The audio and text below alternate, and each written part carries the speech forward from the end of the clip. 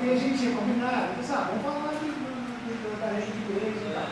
Aí, passou-se meses, eu passou uma correria lá de tarde, pelo menos. Tem muita gente que o Sérgio está falando do nosso conselho, banner digital, circulou. Só por onde nós vamos depois? Cortejinho, né? Cortejinho. Eu sou vizinho nessa cidade. É um lugar mais popular. Boa noite. Meu nome é Juliano, para quem não me conhece, eu participo da GFIL há algum tempo, alguns anos. E nós temos aqui a honra hoje, né, de termos presente o Marcos, que formou comigo em 95 na UFMG. Depois tivemos caminhos distintos dentro da medicina, né? Eu dentro da saúde da família, ele na cardiologia, mas ele também se tornou um homem da ciência, né? Com vários trabalhos publicados, e hoje eu acredito que a gente tem muito a enriquecer aqui os nossos estudos, a nossa discussão na GFIL, com a presença dele. Eu queria agradecer e chamá-lo aqui para sentar aqui conosco, inicialmente, né? E eu queria contar um pequeno fato interessante dessa questão do homem com a visão de ciência, né? Que aconteceu comigo. A gente que é da prática, do dia a dia, quando começou a pandemia, eu não sei quais foram os fenômenos que aconteceram com todo mundo, mas nós da área, eu pelo menos como médico, eu não acreditei naquilo. Inicialmente eu falei, não, bobagem isso, é uma gripinha, né? Não acreditei que estávamos diante de um fato concreto. Inicialmente menosprezei aquele fato, mas liguei para o Marcos, porque a gente já, além de ter sido formados na UFMG, temos uma relação de amizade e eu tenho uma relação de confiança pelo conhecimento científico dele, né? E eu lembro que o Marcos falou, estava bem no início, e a curva, essa é a questão que eu quero dizer, né? A visão do homem da ciência, né? E a diferença da nossa visão de pessoas da prática, da importância que tem a pessoa que tem o conhecimento científico. Eu lembro que o Marcos falou no telefone, mas a inclinação da curva me preocupa. Isso ficou comigo até hoje, né? Ou seja, logo em seguida, nos passos seguintes, foi aquele crescimento de mortes exponencial, né? Essa presença de todos, passo a palavra para o Marcos, né? E estamos aí caminhando mais um passo, né, em busca dessa verdade e em busca de continuar perguntando. Agora eu passo a palavra para o Marcos para esse tema tão interessante, que vai falar do pensamento bayesiano, né, e as questões epistêmicas em relação a isso, né, e que com certeza, né, nos ajuda nessa caminhada de conhecimento filosófico. Muito obrigado pela presença, a palavra é sua, e eu vou, para deixar ele mais livre, eu vou sentar ali porque aí você tem liberdade para... Obrigado, Juliano. Obrigado. Obrigado, Juliano. Obrigado pelo carinho, pela apresentação carinhosa.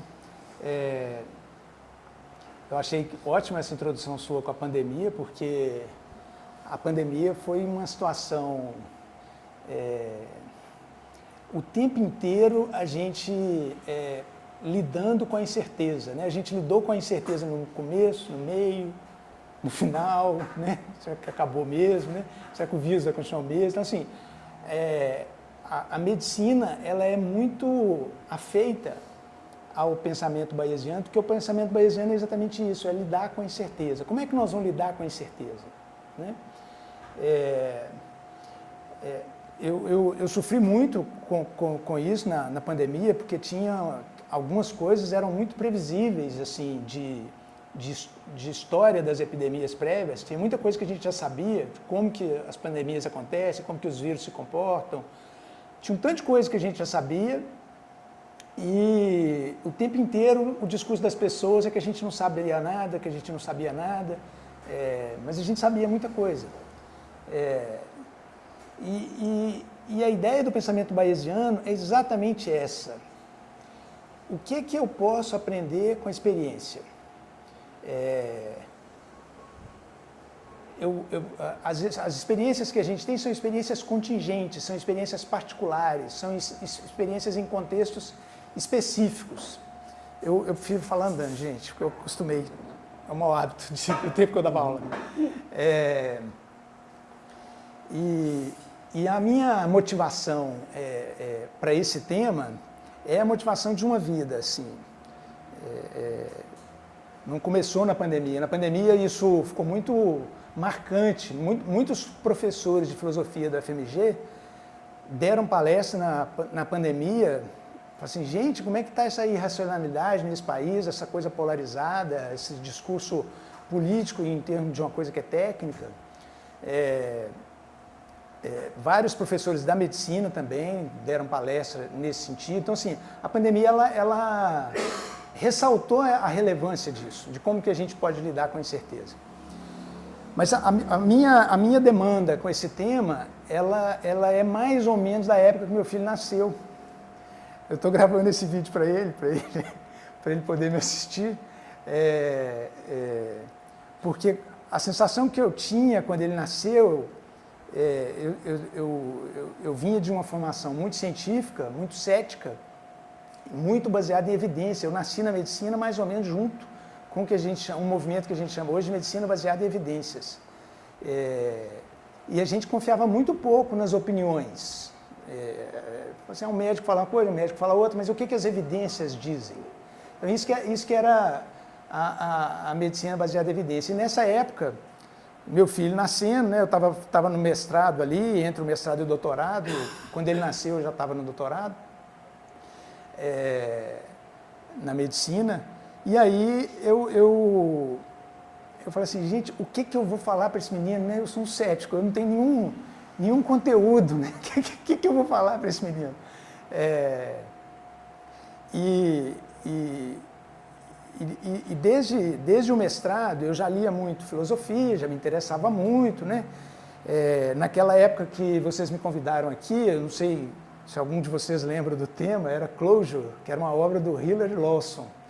É um autor britânico que está vivo ainda, um filósofo, e essa tese dele era super interessante, Closure, porque ela era exatamente essa situação em que eu mais ou menos me enxergava e fui me constituindo do ponto de vista filosófico, que é a situação em que nós estamos enclausurados nas nossas limitações de percepção e linguagem e de compreensão, e que a gente não pode generalizar muito além da nossa experiência, que é muito limitada. Então, assim, uma visão...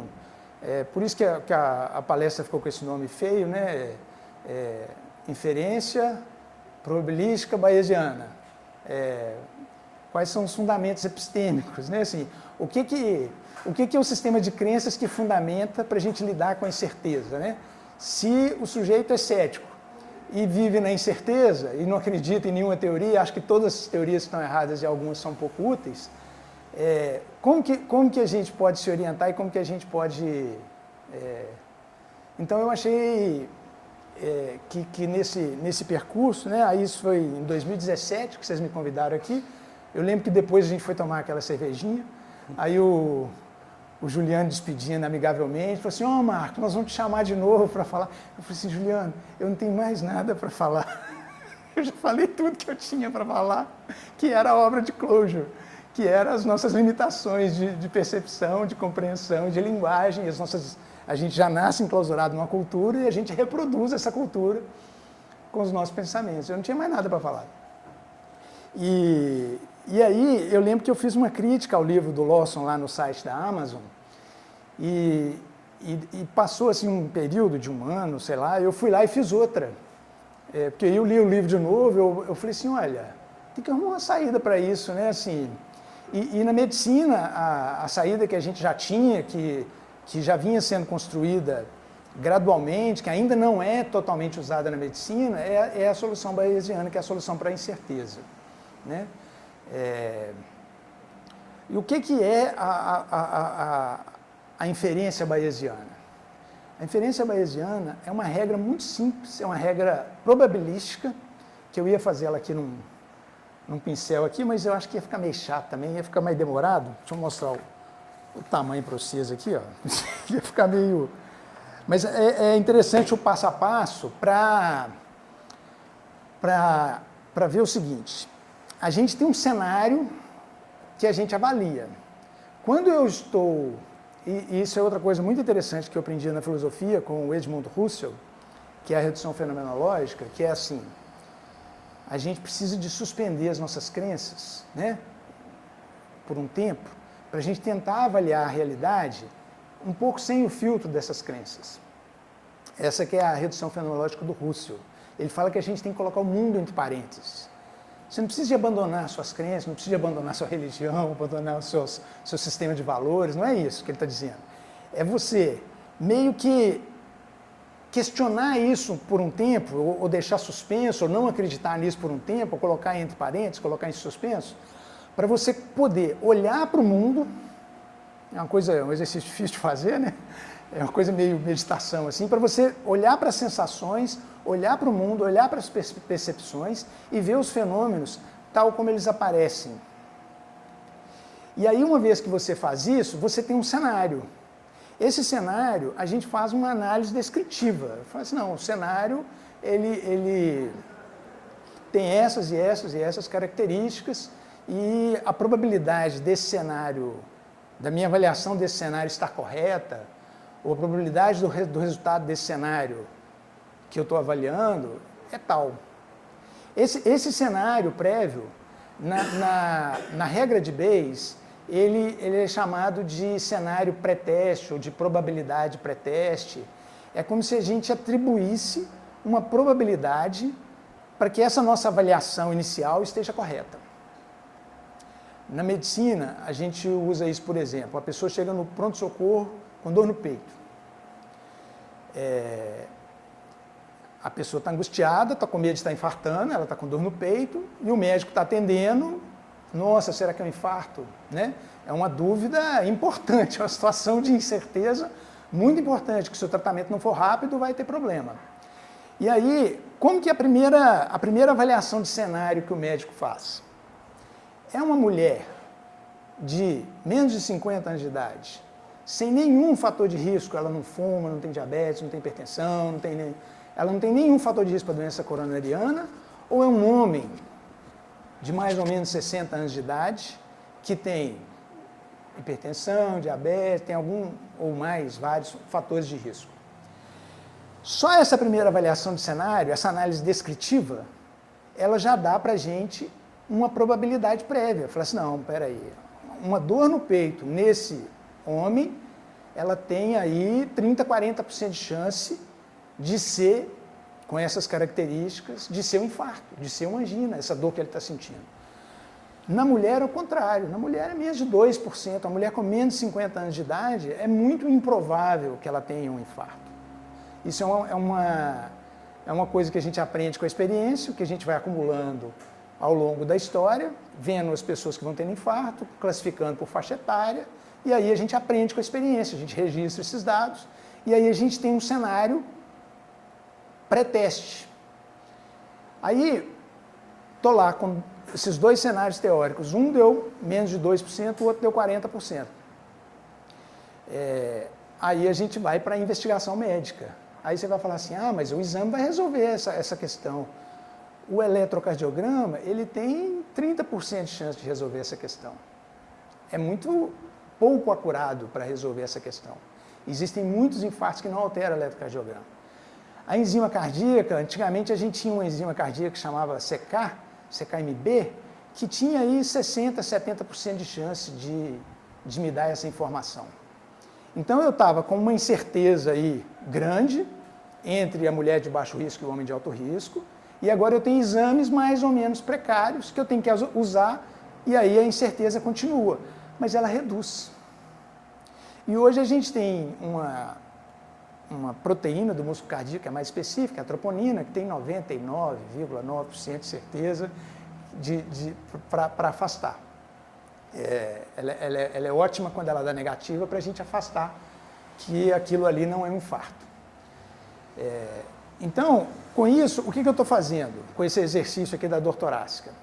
eu tenho um cenário, eu coleto evidências, né? Quais são as características clínicas da pessoa, quais são as características clínicas da dor, quais são os resultados dos exames iniciais, e aí eu recalculo.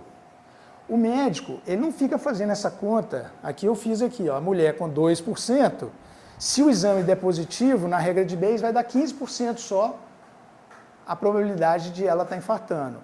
O homem, com 40% de chance, se o exame der positivo, ele tem 85%. Então, quer dizer, eu saí de uma probabilidade inicial de 2% e fui para 15% na mulher de baixo risco, que não é muita coisa, né? Tem 85% de chance dessa mulher não estar infartando, e saí com um exame positivo no homem de 40%, fui para 85%. Então, ou seja, com essa estratégia, a incerteza reduziu, ela não zerou, a gente, quase nada em medicina, a gente chega a 100% de certeza, né? As pessoas têm essa demanda, elas querem isso na medicina, mas não tem jeito, a gente não atinge 100% em quase nada, sempre fica uma incertezazinha residual. E aí, como é que a gente lida com isso? Né? Esse tipo de pensamento, essa regra de Bayes, né, em que você tem um cenário de grande incerteza, adiciona uma informação no cenário, reduz o grau de incerteza, adiciona outra informação, reduz o grau de incerteza, e a própria consideração do tempo, a gente usa isso muito em medicina. Tem muita coisa que o médico fala assim, vamos observar uns 3 dias, né? Por quê? Porque ele está fazendo exatamente isso, ele está coletando mais informação evolutiva que vai aumentar ou diminuir a chance daquele diagnóstico. A gente pode usar essa regra para tratamento, a gente avalia as probabilidades com as alternativas de tratamento, a gente pode avaliar isso para prognóstico, por exemplo, a pessoa que infarta e que vai para o CTI tem 5% de chance de morrer. É uma informação de um cenário que a gente já conhece, é uma informação que a gente aprendeu com a experiência. Com o tempo, era 10% na década de 80, hoje é 5%, mas a gente tem de onde tirar essa informação. E aí a gente vai, é isso que é a regra de Bayes, né? Falando de uma forma bem simples, você tem um cenário, adiciona a informação e o tempo reduz a incerteza. Adiciona outra informação, reduz a incerteza. Então, com isso, a gente tem uma maneira que não é uma maneira dogmática de falar assim, eu te trago a verdade vai te libertar. Né? Essa é uma maneira dogmática de trazer a verdade. Né? O sujeito está falando que o que ele está falando é verdade. Agora, se eu passo por esse processo, eu não sei o que é verdade, mas eu vou reduzindo a incerteza, tudo bem que eu não alcancei uma verdade 100%. Mas reduziu muito a incerteza. Eu fiquei chocado lendo esse livro aqui, esse livro é ótimo, porque ele conta como é que nasceu a história da probabilidade, e muito mais do que os gênios, né? Jacques Bernoulli, David Hume, o Pascal foi um grande, né, para ter as correspondências de Pascal e Fermat, muito mais do que esses gênios que ali no nascimento da probabilidade no século XVI e século XVII, o que aconteceu no século XVI e século XVII, que motivou, que impulsionou o estudo da probabilidade, foi coleta de dados. Tem um dado da Europa, que foi analisado lá no início por essa turma, acho que era o Bernoulli, que era um dado de mortalidade de um país da Europa naquele momento lá que eles conseguiram registrar lá as causas de morte. E aí eles fizeram uma tabelinha, eu fiquei chocado com essa tabelinha. A tabela é assim, de cada 100 pessoas que nascem nessa tabela, 1662, século XVII,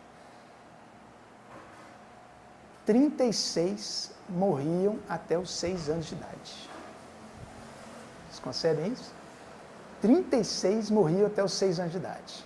E depois, em 1800, eles revisaram com mais volume de dados desse período, do século XVII, e aí eles chegaram a 42%. Então, assim, o outro lá na primeira avaliação 36%, aqui 42%, ficou mais ou menos aí 40%, ou seja, 40% das pessoas que nasciam em 1662 morriam até os 6 anos de idade.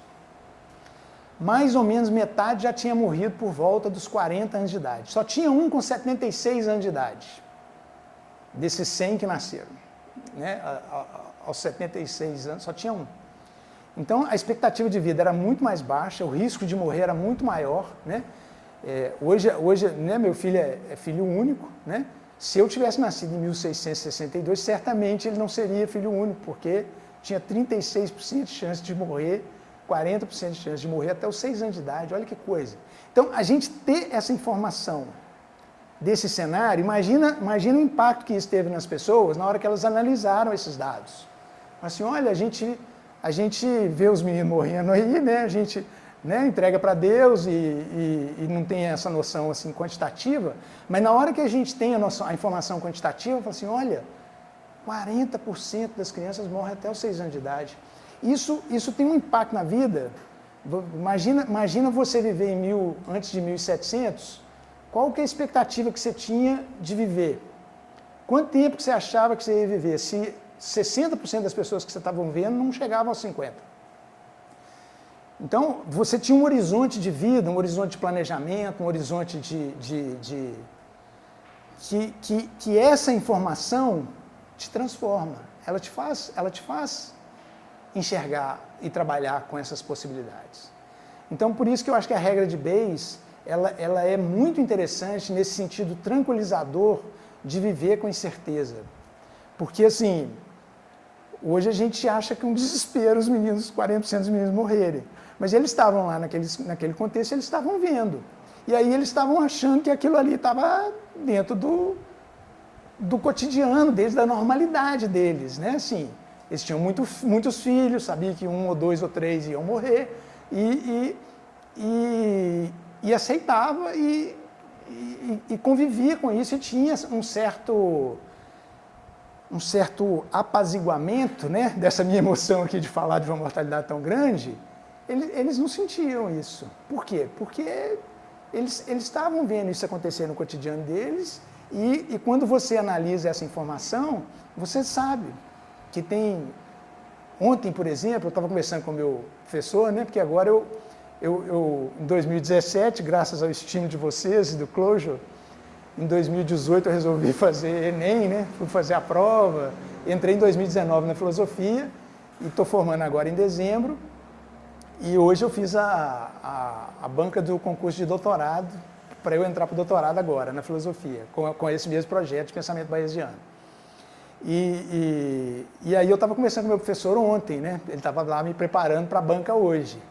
Aí ele falou assim, ô Marcos, espera aí um pouquinho, deixa eu só mandar uma mensagem aqui para o meu amigo. Ô Marcos, estou com um amigo lá em São Paulo, e meu professor está lá na Polônia.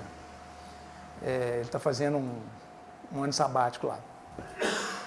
Estou com um amigo lá em São Paulo, vai operar de cirurgia cardíaca amanhã, vai pôr 5 pontos, Marcos, o que você acha? Qual que é a chance aí dele sobreviver a essa cirurgia e tal? Aí eu falei para ele, falei assim, olha professor, olha que legal como que é a gente ter a informação do cenário prévio.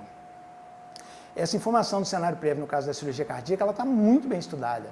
Tem uma diretriz americana, uma diretriz europeia, a sociedade americana e a sociedade europeia tem um banco de dados enorme dos resultados de cirurgia, e aí eles desenvolveram uma série de critérios clínicos, se a pessoa tem problema renal, problema cardíaco, problema pulmonar, e aí coloca lá na equação essa fórmula, e aí fala assim, não, a chance desse seu amigo aí falecer, professor, nessa cirurgia, está entre 1% e 2%, está mais próximo de 1% do que de 2%. Isso é muito tranquilizador, né? E balizador para decidir se vai operar ou não, porque tem gente que tem tanto problema acumulado para decidir pela cirurgia ou não, que a gente costuma falar assim, não, acima de 10% é proibitivo, porque aí a pessoa, ao invés de escolher morrer lá na frente da doença, ela está escolhendo morrer agora na mesa de cirurgia, né? Então, como que essa informação do cenário, ela dá uma redução de incerteza. E essa ideia, a regra de Bayes, ela está sendo aplicada assim de forma intuitiva em muitas outras áreas, tem um livro que chama O Ruído e o Sinal, é um livro para leigo, o autor chama Nate Silver, ele tem um capítulo para cada situação, por exemplo, terremoto, fazer previsão se vai ter terremoto, clima, usar com a regra de Bayes para prever o clima daqui 3 dias, 5 dias, 10 dias, doença, né, muito usado, vacina. No mundo dos negócios é muito interessante, eu tenho convivido com as pessoas no mundo dos negócios, e tem uma estratégia que eles usam, eles não falam que eles estão usando a regra de Bayes, não, porque eles não têm consciência disso, mas é muito interessante. Quando eles vão avaliar, por exemplo, um projeto novo na empresa, ou um processo da empresa. Projeto é quando quer fazer uma coisa nova, processo é o dia a dia da empresa. Tem uma série de estratégias que eles têm para avaliar os projetos. Fala assim, não, nós temos que reformular os nossos projetos. Mas quantos projetos tem para reformular? 50. Não, nós não vamos dar conta de reformular 50 projetos. Nós vamos ver 6 meses cada reformulação de projeto. Então nós temos que selecionar desses 50 quais que nós vamos reformular. Mas então quais que são prioritários? É urgente? Está dando muito prejuízo? Precisa de corrigir rápido? Aí eles com essa coisa, é urgente, é importante, está dando prejuízo, eles vão fazendo sim ou não, e aí eles vão classificando os projetos, aí ele fala assim, não, aqueles que estão fluindo bem do jeito que estão, nós não vamos mudar esse processo. Nós vamos deixar ele de lado para depois. Aquele que é mais urgente, nós vamos investir nele primeiro. Então, o que eles estão fazendo? Eles estão fazendo uma avaliação de cenário e fazendo uma decisão. E a regra de Bayes, ela tem essa característica, porque ela ajuda na tomada de decisão sob incerteza. Se a gente está precisando tomar uma decisão, né, na medicina isso é muito cotidiano, a gente precisa tomar uma decisão que tem um risco baixo, mas não tão baixo, por exemplo, 2, 3%, e um benefício bom, mas não tão alto, tipo 7, 8%. Eu tô pesando o que está mais provável, menos provável, para eu tomar uma decisão. E tomar uma decisão em medicina é aceitar um risco. Eu faço, ela está assumindo um risco. Ela está tomando uma decisão sob incerteza e assumindo um risco. Que tanto de risco você quer assumir? Essa que é a ideia da regra de Bayes. À medida que a gente vai reduzindo a incerteza, a gente chega num grau de risco que a gente topa. Se a gente topou, a gente está tomando aquilo como verdade. E aí, quando a gente fala que a coisa é muito provável, né, tem um grau de probabilidade muito elevada, aí a gente aceita o risco, aceita aquela incerteza residual e toma uma decisão. Então, é uma decisão baseada na incerteza. E a regra de Bayes, ela como tudo tem um problema, né? Quando a gente faz essa estimativa de probabilidade, a gente tem uma subjetividade envolvida, né? A gente não está com todas as evidências para a gente ter certeza daquilo que a gente está acreditando. Se eu for atribuir uma probabilidade para aquilo que eu estou acreditando. E a gente tem um viés de confirmação, porque eu estava falando do erro do pensamento bayesiano, né? O pensamento bayesiano ele tem uma possibilidade de erro que é exatamente essa subjetividade nossa. Uma pessoa que é muito pessimista, né? Ela pode, eu tive colegas assim, né? Ela pode não olhar só para os dados, mas ela pode olhar para os medos dela e ficar exagerando esses medos e anunciando eles nas redes sociais, ou se a pessoa tem poder de decisão, decidindo com mais medo, né? E a gente tem também o contrário, que aí é que entra a fé. Dois colegas meus, um no Hospital das Clínicas, outro na Assembleia, eu perguntei para eles, eu falei assim, isso era já em fevereiro, eu falei assim, daqui a pouco esse negócio está aqui. Eu pesquisei, contei para eles assim, olha, eu pesquisei quantos turistas tem por mês na Itália-Brasil, Brasil-Itália. É mais brasileiro para lá do que italiano para cá. Mas a soma do que vai para lá e do que vem para cá é 70 mil por mês. Eu falei assim, gente, 70 mil por mês vindo da Itália para o Brasil. Esse negócio vai chegar aqui, não tem jeito, né? Que é outra informação. Você pega a informação e vê, tenta prever a partir da informação. Aí meu colega falou, não, isso não chega aqui não. Eu falei assim, mas por que não chega aqui? Aí fiquei olhando para ele, calado. Por que você acha que... O que nós temos diferente da Itália? O que é? Foi apertando o sujeito, né? Aí eu falei assim, é fé? Ele é fé. Os dois falaram isso, um nas escolas clínicas e um na Assembleia. Ou seja, o que é a fé aí nessa avaliação? Ela é essa expectativa subjetiva, otimista, que está olhando para o dado e está negando o dado. E o que é o excesso de pessimismo? É você ver que o dado não tem um risco tão alto e exagera o risco. E essa subjetividade ela está em nós. Nós temos essa possibilidade de erro. Então, quando nós estamos fazendo a avaliação bayesiana do risco, nós estamos fazendo a inferência bayesiana, nós sempre podemos estar subestimando ou superestimando o risco por causa dessa nossa subjetividade, por causa dos nossos medos, por causa do nosso otimismo, por causa da nossa fé, por causa... a gente pode estar errando. Então, a regra de Bayes, ela não é uma panaceia, ela não resolve tudo, ela não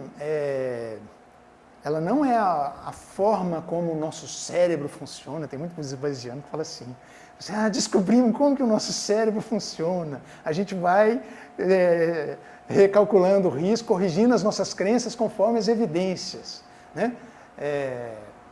Eu não acho que é isso, eu acho que é só uma ferramenta, é só uma metodologia de linguagem, de tentar fazer um cálculo, de tentar quantificar o risco, né? É lógico que muitas das coisas que eu falei nas áreas técnicas, esses riscos eles já têm medidas melhores, né? A gente já tem evidências melhores para muita coisa. Então, a regra de Bayes, para ela ser bem usada e para que a coisa funcione, a gente precisa de criar uma expectativa, conferir a expectativa com evidências de qualidade. Aí corrige a expectativa, por isso que é regra de aprendizado. Corrige a expectativa. Olha para o mundo, faz uma redução fenomenológica, faz uma meditação, olha para o mundo isento das nossas crenças, das nossas... e aí reavalia, recalcula. E a gente tem que estar fazendo isso o tempo inteiro, porque a gente erra o tempo inteiro. Uma hora a gente exagera, outra hora a gente não enxerga. Por exemplo, às vezes a gente não tem evidência. Tem um monte de coisa, né, Juliano, que a gente resolve na medicina, que a gente decide, tem que decidir, tem que tomar uma decisão, mas não tem evidência de boa qualidade. Tem um monte de coisa na medicina que a gente decide com evidência de baixa qualidade. Aí pode estar errado. Agora, mas está errado, vai revisando, revisando e aprendendo, revisando e aprendendo. Então essa que é a mensagem que eu queria deixar para o meu filho e para vocês, de que existem metodologias, né? E no caso, a regra de Bayes, ela é uma metodologia, uma ferramenta muito interessante para a gente aprender com a experiência. Eu acho muito valioso, assim, uma pessoa desde novinho, ele está atento na cabeça que a gente aprende com a experiência. A gente sempre pode acordar na manhã seguinte, assim, hoje eu vou fazer diferente. A gente sempre pode começar de novo, né? Tem uma fala do I Ching que eu gosto muito, que é: o sol vem e vai, a lua vem e vai, as alegrias vêm e vão, mas a gente não precisa nem de entrar em euforia nas alegrias, nem de entrar em desespero na tristeza. A gente pode modular isso um pouco e pode aprender. Todo dia a gente pode melhorar um pouquinho em relação a ontem. Mas essa sensação, né, de que a gente está aprendendo, para mim ela é tranquilizadora. Eu não sei se é para vocês, mas eu falo às vezes assim que o que é esperança, né? O que nos dá esperança? Mas não, tem uma esperança que é esse sentimento, assim, essa expectativa positiva. Na minha família isso é uma coisa muito forte. Eu chamo de espírito de aprendizado. A regra de Bayes é a gente manter o espírito de aprendizado o tempo inteiro. Quando a gente tem uma experiência ruim, pelo menos como aprendizado, ela serviu.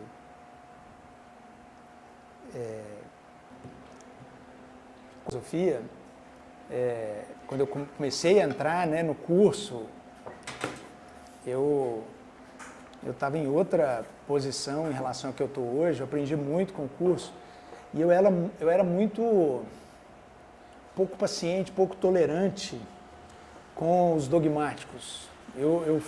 Outro dia eu falei no grupo que Aristóteles é dogmático, porque o sexto empírico chamava Aristóteles de dogmático, era o mais dogmático dos filósofos. O Juliano ficou bravo comigo. Mas eu fiz as pazes com os dogmáticos, porque, na verdade, os dogmáticos, eles sabem que aquela verdade deles não é uma verdade 100% garantida. Eles sabem disso. Eles estão considerando outras possibilidades também. Mas eu acho que a regra de Bayes, ela é mais adequada por isso, porque ao invés de eu dizer que uma situação é verdadeira, garantida e que eu posso trazer para vocês a verdade, eu acho mais condizente eu dizer para vocês que, olha, eu não tenho nenhuma verdade para trazer, mas eu tenho uma metodologia que ajuda a reduzir a nossa incerteza. E eu queria espalhar um pouco disso para as pessoas, porque a conta não é complexa, a conta ela é mais ou menos simples, mais ou menos intuitiva. Isso é uma coisa importante também que eu esqueci de falar, que é, se eu tenho um cenário que a probabilidade é muito alta, e aí eu adiciono a informação nesse cenário, já está definida a situação. A regra de Bayes mostra que não acrescenta muito. Igual, por exemplo, eu fiz essa conta aqui, se um homem tem uma probabilidade tão alta de estar infartando, com todas as características, todos os sinais clínicos, todos os fatores de risco e tal, a probabilidade é tão alta, que eu não preciso mais de exame nenhum. No máximo um eletrocardiograma para ver se é com supra ou sem supra. Assim, já está definida a situação, com uma probabilidade muito alta. Então a regra é interessante por isso, porque você pode fazer um julgamento de que se você tem um cenário muito importante, às vezes você não precisa de ficar tendo o trabalho, o custo, a demora de ter uma informação que não vai mudar muito o seu raciocínio. E por outro lado, quando você tem um cenário mais incerto, mais próximo aí de 40%, 50%, que é a faixa ótima para usar a regra de Bayes, e você tem uma informação boa, essa informação boa ela é um divisor de águas, que é o que as pessoas esperam do exame, né? As pessoas esperam que o exame médico resolva a situação. Mas tem muitos exames médicos que têm 70%, 80%, 90% de sensibilidade, não são 100%. Mas na hora que esse exame é aplicado numa situação intermediária, ele define, fala assim, não, agora nós vamos para o lado de cá. Mas eu concordo com você que um contato presencial, né? É uma outra geração. Isso também tem a ver com essa coisa de eu querer falar alguma coisa com meu filho, né? Na minha família isso é muito forte, assim, minha mãe dava aula na escola rural, meu pai mudou de Santo Antônio do Monte para Divinópolis, para os filhos poderem estudar, isso é uma carga muito pesada, assim, e eu fico querendo para o meu filho transmitir essa coisa, né, assim, muito teórico, eu falo assim, olha, eu não tenho nada para dizer para o meu filho, como assim você não tem nada para dizer para o seu filho, né? Mas assim, o que você está alimentando no seu filho de presença, de amor, né? Ele está vendo que eu estou ali, ele está vendo que eu amo, né? Isso meio que alimenta o espírito do sujeito, né? E também, assim, de botar limite, de ser duro às vezes, porque a vida vai ser dura, né? Então, assim, é óbvio que essas coisas a gente passa também. Mas o meu anseio quando ele nasceu era isso, assim, essa ansiedade de querer dar uma mensagem teórica sobre a vida, entendeu? Tem um tanto de coisa sobre a vida. Eu adorei o Russell, né? Eu não conhecia fenomenologia antes da faculdade, né? O Russell tem duas frases que eu adoro, né? Uma é do Heráclito, né? Que é tudo flui, nada permanece. E ele fala assim, e esse isto, que eu estou me referindo a alguma coisa, é tão fluente, flui tanto, quanto a coisa que ele está se referindo. E quando eu falo isto é, esse isto é que eu estou falando é tão fluente quanto o que eu estou falando que isto é. Ou seja, é tudo tão dinâmico, né? Essa coisa heraclitiana, né? Que a gente não acompanha, a gente não consegue. O que torna a gente dogmático, o que torna a gente neurótico, é essa coisa de querer segurar o sentido, segurar o tempo, segurar o significado, repetir o que a gente viveu, né? E a gente e a outra fase do Russell é qualquer coisa, quando transformada em objeto de estudo, se torna um enigma. Acho sensacional essa. Quer dizer, não sei se vocês lembram, eu citei isso do Lawson, há 6 anos atrás. O Lawson tem um parágrafo sobre o rio. Ele fala assim, o que é o rio? O rio pode ser um lugar manso, tranquilo, bonito, fazer piquenique. Pode ser uma corredeira turbulenta, agitada. Pode ser um lugar poluído, um mau cheiro. Pode ser uma fronteira de 2 países. Você atravessa o rio e fala outro idioma. Pode ser a água passando. Mas o que é a água? O que é o átomo de hidrogênio, o átomo de oxigênio? A gente sabe o que é isso? Assim, o que são as micropartículas que formam esses átomos? Elas são matéria ou energia? A gente não sabe se é a menor partícula que forma. A gente conhece hoje 14 micropartículas que formam todos os elementos químicos. A gente não sabe se elas são matéria ou energia, as menores. Né? Então, assim, na hora que a gente transforma um objeto de estudo em uma coisa em objeto de estudo, vira um enigma, vira um mistério. Por isso que eu acho que a ferramenta para lidar com a incerteza é boa. É porque a gente vive na incerteza mesmo. O campo das probabilidades depende dos dados. Sim. Né? Uma fórmula, ferramenta de calcular a partir de dados, determinadas consequências, conclusões, talvez, coisas assim. Eu fico pensando no mundo que nós estamos vivendo atualmente, em que esses dados, eles circulam a partir das informações que nós recebemos, através da mídia em geral. O problema é que essas informações que nós recebemos trazem esses dados e, ao trazer esses dados, se verifica que são fakes. E isso vai constituindo, então, um determinado modo de pensar que nós estamos absorvendo e que cria, então, supostamente, determinadas certezas ou incertezas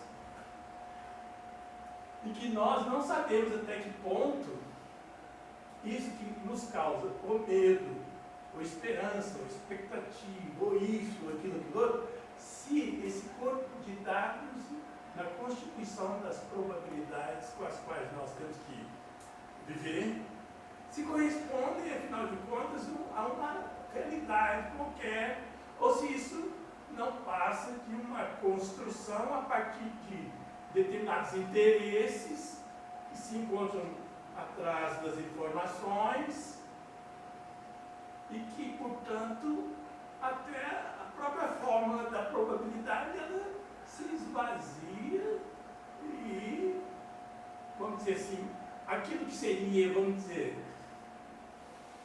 a busca da verdade a partir da probabilidade se torna busca de alguma coisa cujo fundamento nos escapa. E aí, como que fica? Eu estou pensando pelo seguinte, porque Essa pergunta é ótima. Juliano falou assim, bom, as crianças, como é que as crianças, o futuro das crianças, só que somos nós, os adultos, Uhum. os velhos, que estamos Viciado. marcando. Quando os Estados Unidos elegem Trump, ou aqui, não devo citar não, porque as preferências são várias, e assim por diante, verdadeiras imagens cujo desenho e construção é disseminado assim, como se fosse assim, alguma coisa que a gente pudesse acreditar, confiar, esperar, e etc, etc. Ou seja, minha criança somos nós, os adultos, e nós reproduzimos isso através de tudo aquilo que nos chega e assim por diante. Então a pergunta seria, para você como sociólogo, usando as probabilidades, para me dizer em que barco nós estamos e para onde nós vamos. Essa sua pergunta é excelente. Essa pergunta, isso que você falou, foi o que eu falei aqui há 6 anos atrás. Porque o Lawson, do Closure, ele tem um capítulo exatamente para isso. Fala assim, o tanto que isso é poderoso, o tanto que nós estamos enclausurados nas nossas percepções, na nossa linguagem, na nossa cultura, naquilo que nós damos sentido para essas palavras, para a probabilidade, o tanto que nós estamos enclausurados, para cá, guerra para lá, alguém ocupa aqui, alguém ocupa lá. O que acontece? Você divide uma etnia, você divide uma comunidade, você divide um sistema de crenças, e isso provoca exatamente esse choque de visões de mundo. E essas visões de mundo, nós estamos enclausurados nela. A gente já nasce determinado pela cultura a ter um sistema de crenças. Você nasce numa religião, você nasce numa família ortodoxa, de qualquer religião que seja ortodoxa, né? Tem os católicos ortodoxos, tem os evangélicos ortodoxos, tem os muçulmanos ortodoxos. Você vai ter uma concepção de mundo muito diferente das outras pessoas que não são ortodoxas, né? Então, a conclusão que eu cheguei, que eu não tinha mais nada a dizer há 6 anos atrás, era essa. Eu falei assim, olha, não sei, nós estamos aí, né, nessa situação. Agora, tem um exemplo, um experimento mental da filosofia analítica, que o povo gosta, que é assim, será que nós somos um cérebro numa cuba? Né? Será que todas as... Né? É o experimento do Descartes, né? Será que tem um gênio maligno me manipulando, né? Eu penso, eu achei essa solução bayesiana, eu acho que ela resolve esse problema no seguinte sentido. Nós, como espécie humana, como membros, coleguinhas, que têm a mesma constituição física, mais ou menos a mesma capacidade de percepção, né? Eu não falei disso aqui da percepção, tanto que, né, por exemplo, ver a grama verde é só 95% dos humanos, não é 100%, né? Porque 5% são daltônicos. Então, ou seja, a gente tem pequenas diferenças de percepção, mas a gente tem um tanto de coisa em comum de percepção. A gente tem aí uma aproximação muito boa da nossa percepção intersubjetiva sobre o mundo. A gente não pode dizer nada sobre o mundo para além da nossa percepção humana. Não tem nada que a gente diga que não tenha passado primeiro pelo nosso filtro, pelo que a gente consegue enxergar. Mas aqui dentro da nossa caverninha, né, o Platão achava que os filósofos podiam sair da caverna, voltar e resgatar lá os encavernados. Segundo essa concepção sua, segundo o Closure, ninguém sai da caverna, porque a caverna é humana. Nós não podemos falar o que está fora da caverna. Nós não podemos falar de uma realidade objetiva para além dos nossos filtros. Mas dentro da caverna nós podemos. Aí é que está. Nós temos um tanto de conflito de cultura, um conflito de etnia, conflito religioso, conflito de nacionalismo, conflito, né? Nós temos agora, todos eles estão dentro da mesma caverna. Dentro da caverna, a gente consegue. Então, assim, o que eu chamo de objetividade não é uma objetividade para além da espécie. O que eu chamo de objetividade é uma intersubjetividade segundo a qual eu falo assim, fulano, eu chamo isso aqui de evidência. Eu vou chamar isso aqui agora de coruja. Você também? Combinamos. Você vai chamar de coruja, eu vou chamar de coruja. Fechou? Fechou. Agora nós temos uma coisa objetiva, isso aqui é uma coruja. Antes da gente combinar, não tinha não. Você podia chamar de outra coisa, você podia falar que era outra coisa, você podia classificar de outro jeito. Se a gente enxergasse corrente de superfície, onda eletromagnética, que todo animal tem corrente elétrica de superfície e corrente elétrica, campo eletromagnético é gerado pela corrente. Se a gente conseguisse enxergar isso, se o nosso olho fosse capaz de enxergar isso, a gente ia enxergar outra coisa. Vocês iam me enxergar assim, ó, desse tamanho aqui, ó. Uma coisa meio vibrante assim, né? Umas cores, né? Não tem jeito de falar o que é objetividade fora da espécie, mas dentro da espécie tem. E aí, por isso é que eu acho interessante falar assim, olha, vamos verificar aqui quais são as evidências objetivas ao longo da história humana, o que a história humana já passou, o que nós já vivemos em relação a esse problema que nós precisamos resolver, e que nós podemos falar assim, olha, não, isso aqui dentro da nossa caverna funciona assim. Não é, fulano? Não é, ciclano? Não é? Vamos conferir todo mundo aqui. Essa é uma realidade intersubjetiva que a gente consegue definir evidência, combinar nome para evidência, a gente não vê elas igualzinho, não é uma certeza, mas é uma aproximação. Não é uma aproximação de uma realidade independente da gente. É uma aproximação de uma realidade que a espécie consegue enxergar.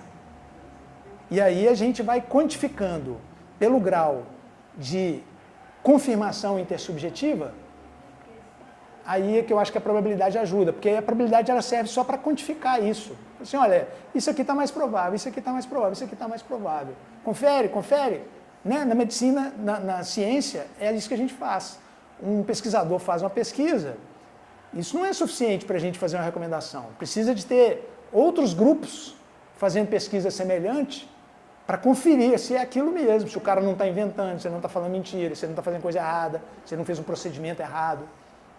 E aí confere. Não, conferiu? Não, peraí. Não, agora é objetivo. Ou, por exemplo, se você pegar na pandemia, o tempo inteiro, Sociedade Brasileira de Pneumologia e Terapia Intensiva, Organização Mundial de Saúde e CDC, o tempo inteiro tiveram mais ou menos o mesmo discurso alinhado. Aí vem alguém falar que essas instituições estão querendo vender vacina para os donos do dinheiro que patrocinam eles. Né? É isso que se propaga. Quando você usa esse argumento, fala assim, não, mas peraí, tem jeito de conferir a evidência? Vamos lá ver a metodologia do estudo que avaliou a vacina. Vamos fazer estudo com outra vacina. Vamos fazer de novo com outra vacina. Hoje nós temos 5 vacinas, já tomei as 5. Tomei 2 Coronavac, depois tomei uma Pfizer, depois tomei uma Janssen, depois tomei a bivalente da Pfizer. Bilhões de pessoas já tomaram. Agora a gente já tem confirmação intersubjetiva. Em algum momento você vai escolher e você vai falar assim, não, peraí, eu vou olhar para esse dado aqui e vou acreditar nele. Ué. O risco de eu ter miocardite com essa vacina é muito menor do que o risco de eu morrer de Covid, minha mãe morrer de Covid, quem aí perdeu pai, mãe, parente com Covid. Né? As pessoas vão vendo, vão verificando intersubjetivamente. Ao invés de acreditar no populista que inventa uma história, acreditar no neurocirurgião que se diz virologista. Né? A gente tem como verificar. Não, peraí, fulano. Minha primeira resposta é não sei. Vamos verificar os dados. Vamos fazer uma... Dentro da caverna eu consigo olhar alguma coisa. Eu não consigo ver tudo, não. Mas também não é para jogar fora o pouco que eu consigo ver, entendeu? Acho que é por aí. Michel, os pais não obedecem. Ah, não, só falei trocar, desculpa. Os filhos não obedecem, mas Mas os os pais. pais. Qualquer um pode escrever um livro. O cara Entendi. falou isso 50 antes de Cristo. Da frase, a gente tinha falado que seria importante reconhecer, né? Ah, legal, olha que frase boa, olha que bacana. Não estão em si. Não, e